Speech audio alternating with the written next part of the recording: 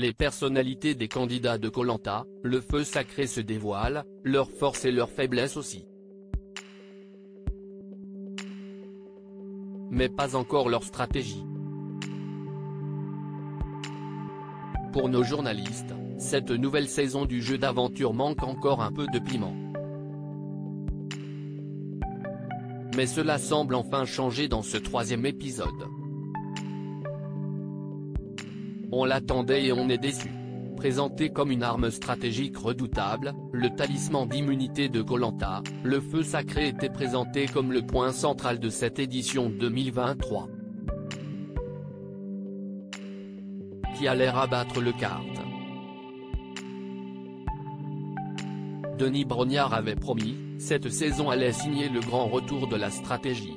Et pour cause, le détenteur de ce fameux feu sacré, vainqueur du jeu de confort, peut immuniser n'importe quel aventurier, même de la tribu adverse. Une nouvelle règle qui promettait de changer complètement les alliances entre les candidats.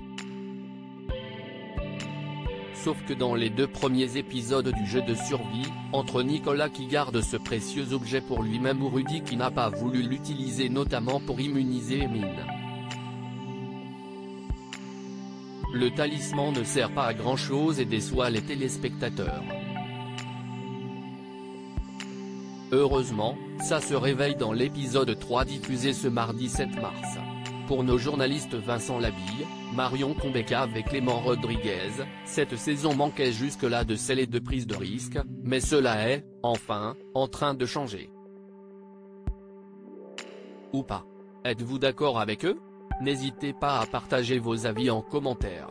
Le talisman nous a offert une séquence inédite dans l'histoire du jeu de TF1. Réjouissons-nous, la stratégie vient de faire son entrée dans ce 3e numéro de Koh Lanta, le feu sacré, lâche Vincent avant d'expliquer son propos. Au centre de l'épisode, la proximité de Tania, tribu jaune, avec Rudy, tribu rouge, a créé des étincelles pour mon plus grand plaisir. La Benjamine de l'édition semble sur un siège éjectable en jouant ce jeu, très dangereux. Quant au talisman, jusque-là assez inutile il faut bien le reconnaître, il nous a offert une séquence inédite dans l'histoire du jeu de TF1 avec cette même Tania qui a pu assister au conseil de la tribu adverse. J'osais à peine imaginer la future réunification, alors que plusieurs aventuriers seront au courant de toutes les intrigues de leurs ex-adversaires. Pour lui, il y a tout de même un petit bémol. Reste une déception, Tania a choisi d'immuniser Christine, à aucun moment en danger dans cet épisode. Décevant, même si on sent, enfin, le potentiel de haute stratégie de ce feu sacré. Affirme-t-il. Le talisman est une déception. On attend de la vraie stratégie pour Clément aussi. La TNT était grande, et un peu longue, en ce début de saison de Koh Lanta 2023. Les mots du producteur Julien Magne lors de la conférence de presse de Koh Lanta nous avaient donné l'eau à la bouche. Selon lui, le feu sacré et ses pouvoirs diaboliques seraient saisis dès le début par les aventuriers. Si est-il là que l'on s'interroge, explique-t-il tout d'abord. Après 3 épisodes, le talisman est une déception puisqu'il n'a chamboulé en rien le cours du jeu.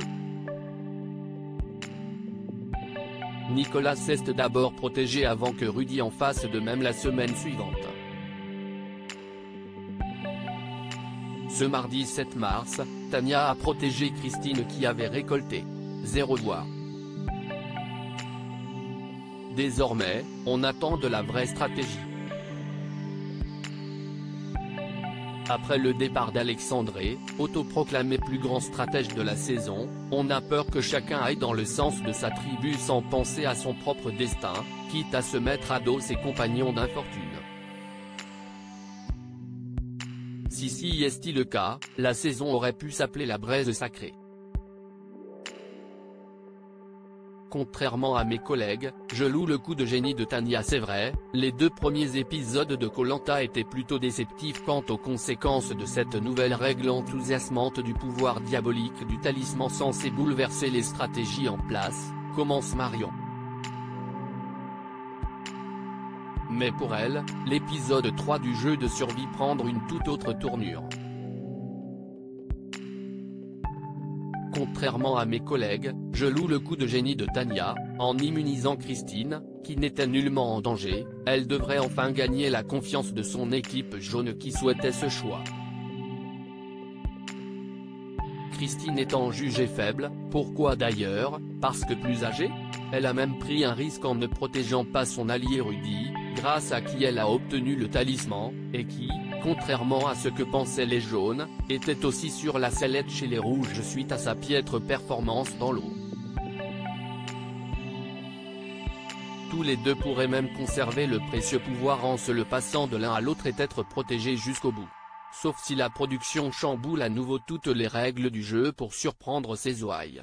À lire aussi c'est nul, ça ne sert à rien.